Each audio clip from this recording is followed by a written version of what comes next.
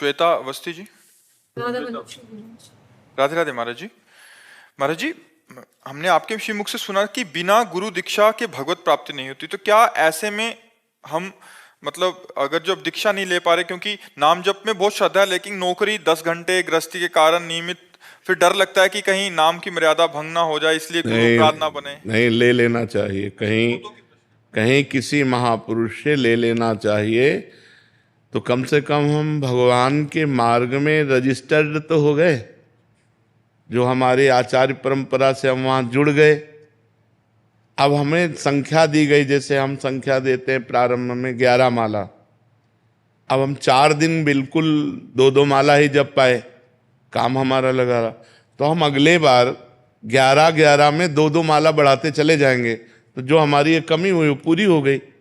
ऐसा नहीं कि हम 10 घंटे काम करते हैं तो हम 1 घंटे भजन में नहीं दे सकते, हम दे सकते। 24 घंटे में अगर 10 घंटे काम करते हैं तो आप हिसाब लगा लीजिए, 6 घंटे 7 घंटे सो लीजिए तो 17 घंटे हो गए।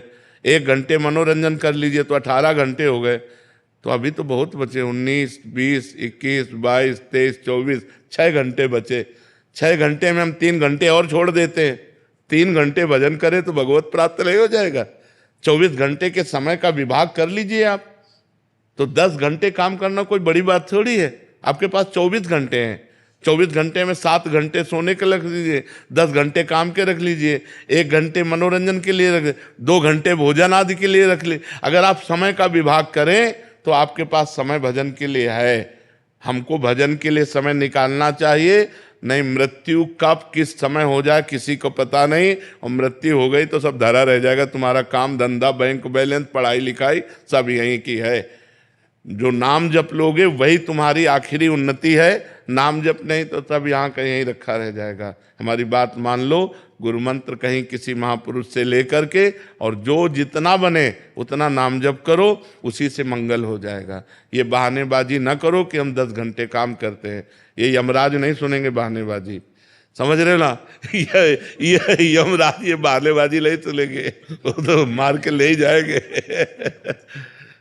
काफियों को महाराज जी प्रश्न रहता है ऐसा, क्योंकि गृहस्थ जीवन में फिर उनको एक ये भय रहता है कि अगर गुरु द्वारा जो प्रदत्त नियमावली है वो अगर नहीं कर पाए तो अपराध लगेगा, तो और हानि हो जाएगी। नहीं, भगवान के भजन से कभी हानि होती है, भगवान के शरणागत में कभी हानि होती है। हम कह रहे हैं जैसे नियमावली है तो उसकी पूर्ति के उपाय भी तो है ना। हम मान लो 5 दिन बिजी रहे, एकदम भजन नहीं कर पाए, तो हम जिस दिन से फिर फुर्सत मिलेगी तो 11 माला का नियम, 11 माला और 1 माला और जोड़ लेते हैं और महीना भर चलने देते हैं तो पूरा नियम पूरा हो जाएगा।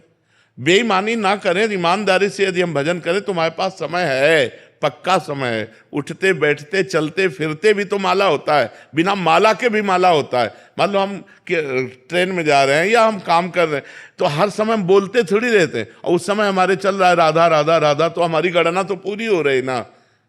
ऐसा नहीं करना चाहिए कि हम गृहस्थी का बहाना लेकर भगवान से विमुख हो जाएं, अपने काम का बहाना लेकर भजन न करें, ये गलत बात है।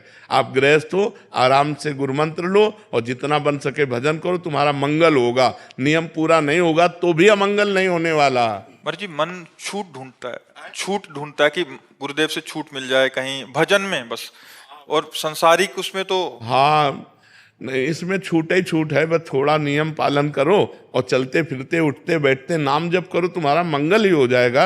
इसमें कोई अमंगल होने के चांस नहीं कि नियम नहीं पूरा किया तो अमंगल हो जाएगा, ऐसा नहीं, ऐसा नहीं।